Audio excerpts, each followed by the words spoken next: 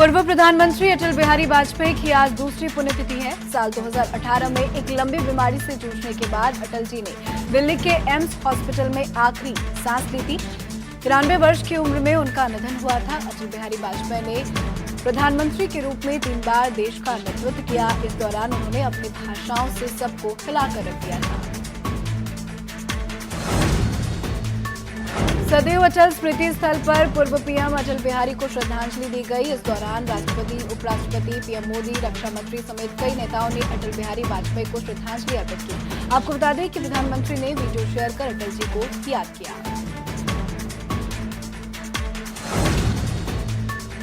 पूर्व पीएम अटल जी की पुण्यतिथि पर सीएम योगी ने भी श्रद्धांजलि दी है। लोक भवन में लगी अटल जी की प्रतिमा पर माल्यार्पण किया और उनको याद किया।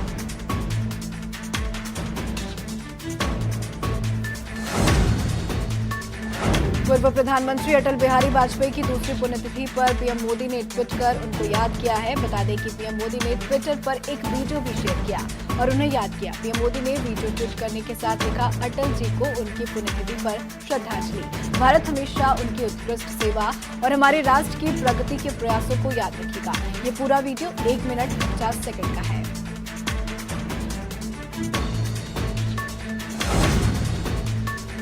गृहमंत्री अमित शाह ने ट्वीट कर अटल जी को श्रद्धांजलि देते हुए कहा, भारत रत्न श्री अटल बिहारी वाजपेयी जी देशभक्ति और भारतीय संस्कृति की प्रखर आवाज है। वो एक राष्ट्र समर्पित राजनेता होने के साथ साथ कुशल संगठन भी थे, जिन्होंने भाजपा की नींव रख उसके विस्तार में एक अहम भूमिका निभाई और करोड़ों कार्यकर्ताओं को देश सेवा के लिए प्रेरित किया। महेंद्र सिंह धोनी ने अंतर्राष्ट्रीय क्रिकेट से रिटायरमेंट का ऐलान कर दिया है। वहीं कुछ देर बाद ही सुरेश रैना ने भी अंतर्राष्ट्रीय क्रिकेट को अलविदा कह दिया।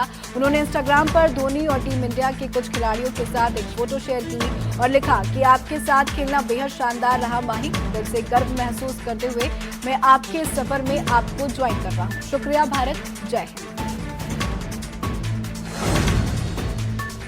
बुलंदशहर में सुदीक्षा की मौत मामले में पुलिस ने आरोपी दीपक चौधरी और राजू को गिरफ्तार कर लिया है। दीपक चौधरी की बुलेट से सुदीक्षा भाटी की बाइक टकराई थी। दीपक ने घटना के बाद बाइक मॉडिफाई करा ली थी। आज पुलिस प्रेस कॉन्फ्रेंस इसको लेकर कर सकती है। करीब 6 महीने बाद फिर से मां वैष्णो देवी की यात्रा शुरू हो चुकी है। रोजाना सिर्फ 2000 तीर्थयात्री ही शामिल होंगे। बैटरी वाहन, यात्री रोपवे और हेलीकॉप्टर सेवा सुचारू रूप से चलेगी। बता दें कि कोरोना महामारी के चलते बीते 18 मार्च को वैष्णो देवी यात्रा स्थगित कर दी गई थी।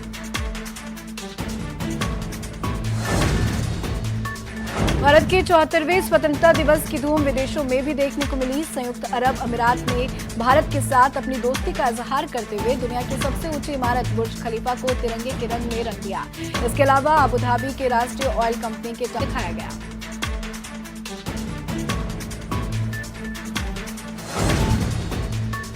आजादी के 74 साल पूरे हो गए हैं। वहीं देश से मीलों दूर अलग अलग देशों में भी भारत के स्वतंत्रता दिवस की धूम देखने को मिली। दूसरे देशों में रहने वाले भारतीयों ने भी अपने तरीके से इसे मनाया है। स्वतंत्रता दिवस के अवसर पर यहां न्यूयॉर्क के टाइम्स स्क्वायर पर तिरंगा फहराया गया। ये पहली बार है जब यहां राष्ट्रीय ध्वज फहराया गया।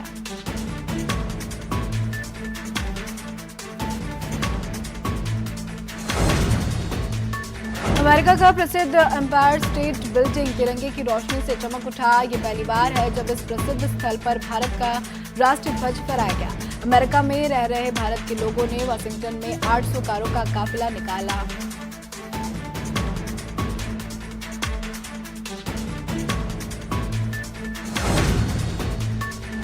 कनाडा में ब्रिटिश कोलंबिया के बैकवर्ड सरी में भी भारत का 74वां स्वतंत्रता दिवस मनाया गया।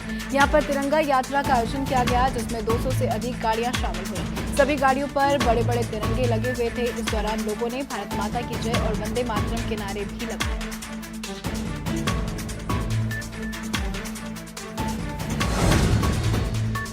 अमेरिका के राष्ट्रपति चुनाव में डेमोक्रेटिक पार्टी से उम्मीदवार जो बाइडेन के प्रचार अभियान में कहा कि उनका प्रशासन भारत अमेरिका संबंधों को लगातार मजबूत करने को उच्च प्राथमिकता देगा। बाइडेन ने कहा कि दक्षिण एशिया में आतंकवाद को बर्दाश्त नहीं किया जा सकता।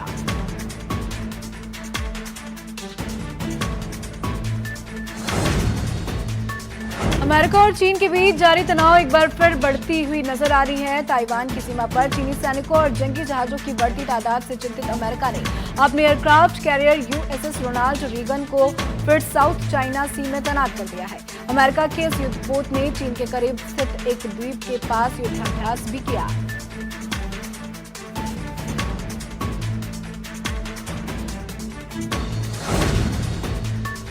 मेक्सिको के राष्ट्रपति एंड्रेस मैनुअल लोपेज ओब्राडोर ने कोरोना पीड़ितों के लिए देश में 30 दिन का शोक घोषित किया है। 11 सितंबर तक देश में झंडे आधे झुके रहेंगे। रोज कुछ देर के लिए मौन भी रखा जाएगा। उन्होंने कहा कि सरकार महामारी से प्रभावित लोगों, पीड़ितों के परिवारों के प्रति संवेदना जताती है। उन्होंने हेल्थ वर्कर्स का भी धन्यवाद दिया है।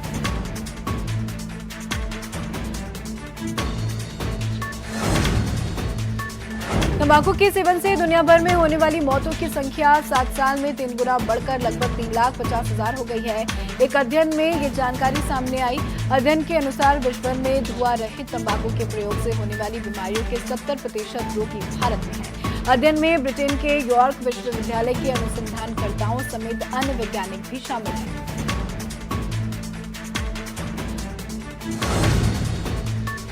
देश में 25,79,000 के पार कोरोना के केस पहुंच चुके हैं। 24 घंटे में 63,490 नए केस सामने आए। अब तक 49,980 लोगों की मौत भी हो चुकी है। वहीं देश में कोरोना का रिकवरी रेट 72% के करीब पहुंच चुकी है।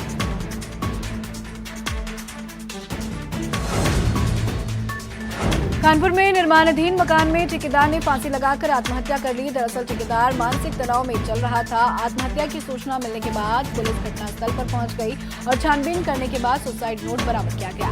बर्रा थाना क्षेत्र की पूरी घटना बताई जा रही है।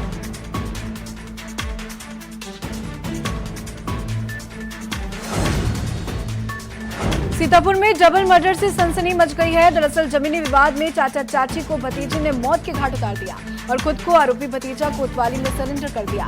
पुलिस मामला दर्ज करके आरोपी से पूछताछ कर रही है। फिलहाल पुलिस ने दोनों का शव पोस्टमार्टम के लिए भेज दिया है। हाथरस में शराब पीने के बाद मामूली कहासुनी के चलते दोस्त ने ही दोस्त की गोली मारकर हत्या कर दी। पुलिस ने हत्याकांड का खुलासा करते हुए आरोपियों को गिरफ्तार कर लिया है। दरअसल शराब पीते वक्त विवाद हो गया, जिसके बाद कुछ लोगों ने ही लोगों को गोली मार दी, जिसमें एक युवक की मौके पर ही मौत हो गई।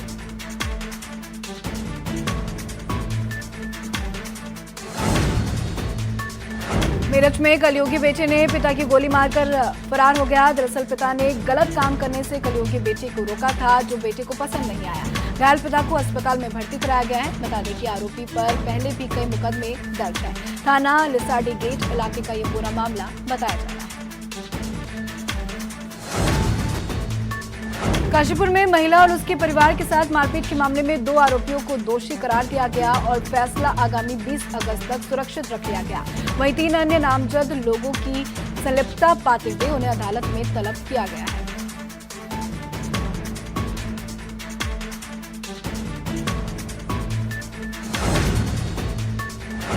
शाहजहांपुर में एक युवक ने खुद को लाइसेंसी बंदूक से गोली मार ली, जिससे उसकी मौके पर ही मौत हो गई। बताया जा रहा है कि युवक शराबी था। शराब के नशे में उसने खुद को गोली मार ली। फिलहाल सूचना पर पहुंची पुलिस ने शव को कब्जे में लेकर पोस्टमार्टम के लिए भेज दिया है। घटना सदर बाजार थाना क्षेत्र का बताया जा रहा है।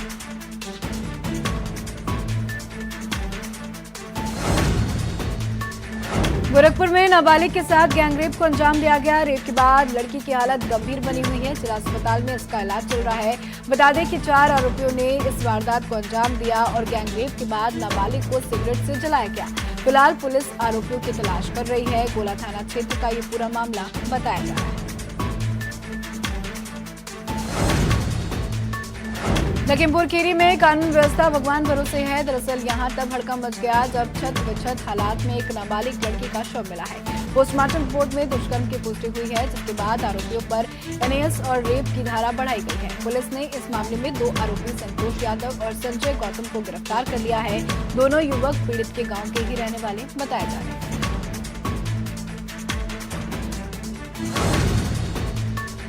फिरोजाबाद में पुलिस और बदमाशों के बीच मुठभेड़ हो गई। मुठभेड़ के दौरान एक बदमाश घायल हो गया और दूसरा बदमाश भागने में सफल हो गया। बता दें कि घायल बदमाश पर 25,000 का इनाम घोषित था। घायल बदमाश को ट्रॉमा सेंटर में भर्ती कराया गया। बदमाश पर अलग अलग मामलों में 7 मुकदमे दर्ज हैं।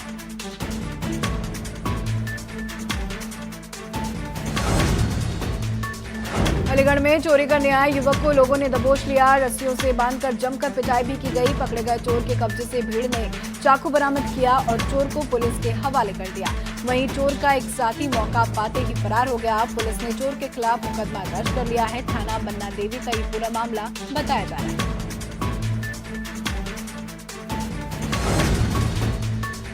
फिरोजाबाद में डबल डेकर बस में आग लगने से बड़ा हादसा हो गया। जिंदा जलने से एक युवक की मौत हो गई। वहीं घटना में 2 यात्री गंभीर रूप से झुलस गए हैं। दोनों युवकों को इलाज के लिए अस्पताल में भर्ती कराया गया। आपको बता दें कि बिहार से गुजरात बस जा रही थी। पुलिस ने रेस्क्यू कर यात्रियों की जान बचाई। यह हादसा आगरा लखनऊ एक्सप्रेसवे पर हुआ है।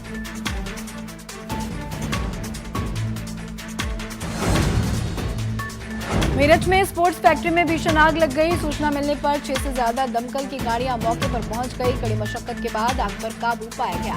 बता दें कि आग लगने की वजह से लाखों का माल जलकर खाक भी हो गया, लेकिन आग लगने की वजह अभी तक साफ नहीं हो पाई है।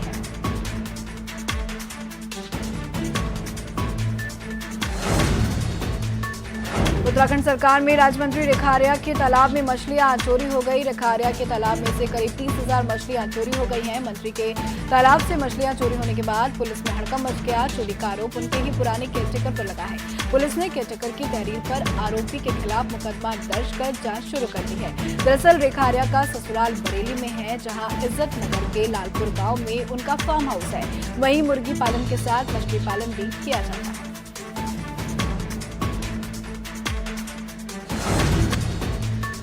मेरठ में पुलिस ने हुक्का बार के खिलाफ बड़ी कार्रवाई की है। एक्सप्रेसवे हुक्का बार पर पुलिस ने छापा मारा है और मौके से पुलिस ने 50 लड़कों को शराब पीते पकड़ा है। हुक्का बार मालिकों के खिलाफ पुलिस कार्रवाई की तैयारी कर रही है। थाना नौचंदी क्षेत्र के शास्त्री नगर की पूरी घटना बताई जा रही है।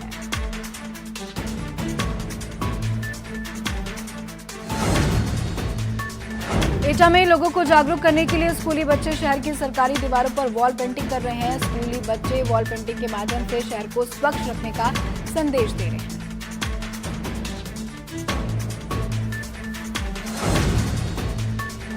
सहारनपुर में आबकारी विभाग को बड़ी सफलता मिली है। आबकारी की टीम ने नकली शराब की फैक्ट्री पकड़ी है और मौके से भारी मात्रा में शराब बनाने का सामान, नकली होलोग्राम और शराब की खाली बोतलें और करीब 250 क्वार्टर बरामद भी किया है। आबकारी की टीम ने 2 लोगों को रंगे हाथों गिरफ्तार किया।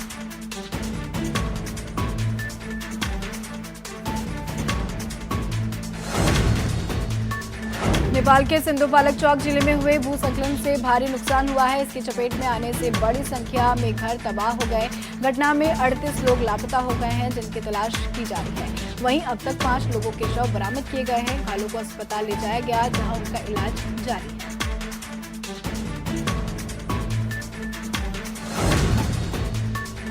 हरिद्वार में कई दिनों से गंगा के उफान पर होने से मैदानी क्षेत्रों में बाढ़ का खतरा मंडरा रहा है। बाढ़ की तैयारियों को लेकर सतपाल महाराज ने अधिकारियों के साथ समीक्षा बैठक की। बैठक में डीएम समेत जिले के आला अधिकारी भी मौजूद रहे। सतपाल महाराज ने बताया कि बाढ़ से निपटने के लिए सरकार की सभी तैयारियां पूरी हैं। बाढ़ के खतरे को देखते हुए सिंचाई विभाग का कंट्रोल रूम 24 घंटे मॉनिटरिंग कर रहा है।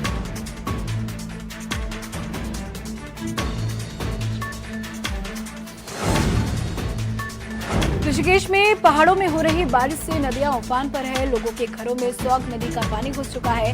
100 बीघा धान की फसल भी बर्बाद हो गई है। बता दें कि एकाएक सौग नदी में बाढ़ आने से ग्रामीणों के कई घंटे खौफ में बीते। ऋषिकेश प्रशासन और पुलिस सौग के बढ़ते पानी को लेकर अलर्ट हो चुकी है।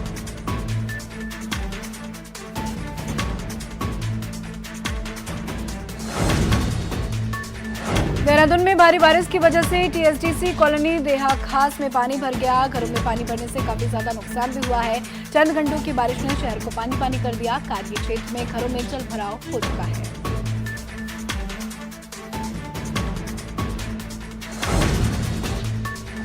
देहरादून में देखते ही देखते चंद सेकंड में बिल्डिंग धड़ाम से गिर गई। इमारत गिरने के बाद लोगों में हड़कंप मच गया। दरअसल बताया जा रहा है कि मिट्टी खिसकने की वजह से बिल्डिंग धड़ाम से गिरी है।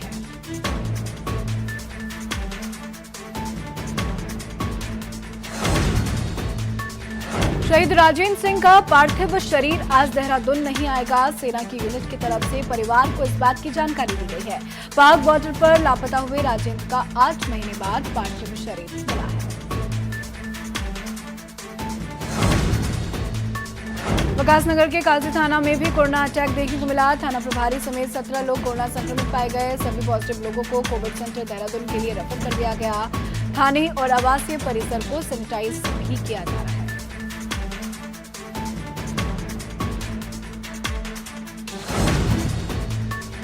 ऋषिकेश में नगर निगम प्रशासन की लापरवाही साफ तौर पर देखी जा रही है। नगर निगम के एक नाले की नवनिर्मित दीवार जमींदोज हो गई।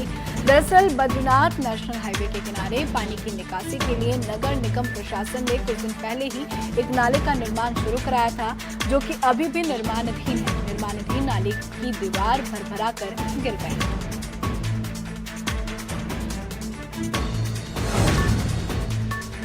रामनगर के गुलरघट्टी में आग से जलकर विवाहिता की मौत के मामले में पुलिस ने हत्या का मुकदमा दर्ज कर लिया है। पुलिस ने महिला के पति और ससुराल के परिजनों के खिलाफ दहेज हत्या का केस दर्ज किया है। दरअसल मृतका के भाई की तहरीर पर पुलिस ने मुकदमा दर्ज किया। वहीं इस मामले में दारोगा का कहना है कि मृतका से शादी के बाद से ही दहेज को लेकर प्रताड़ित किया जा रहा था। उत्तराखंड में एनआईटी के आगामी सत्र 2020-21 की कक्षाएं कोरोना को देखते हुए श्रीनगर से ही संचालित करने का फैसला लिया गया। बता दें कि कोरोना संक्रमण के खतरे को देखते हुए कक्षाएं ऑनलाइन मोड में चलनी है। इसलिए संस्थान ने नए सत्र की कक्षाएं एनआईटी जयपुर के बजाय श्रीनगर के अस्थायी परिसर में ही चलाने का निर्णय लिया है।